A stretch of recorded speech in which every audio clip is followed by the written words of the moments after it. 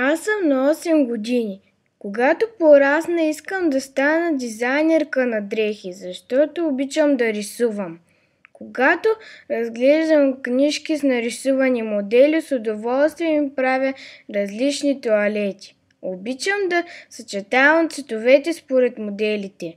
Аз мисля, че ще стана добра и известна дизайнерка. И много искам някой ден, като порасна, да отида в Париж.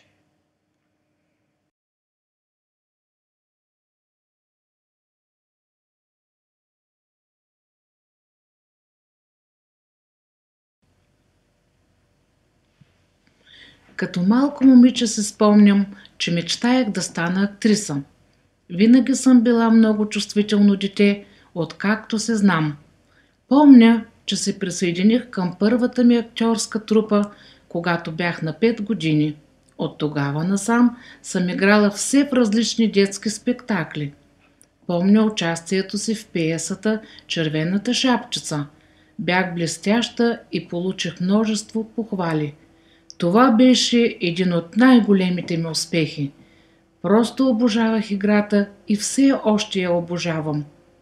Това, което ми харесваше най-много е да се въплъщавам в различните типажи и герои и да гледам света през техните очи.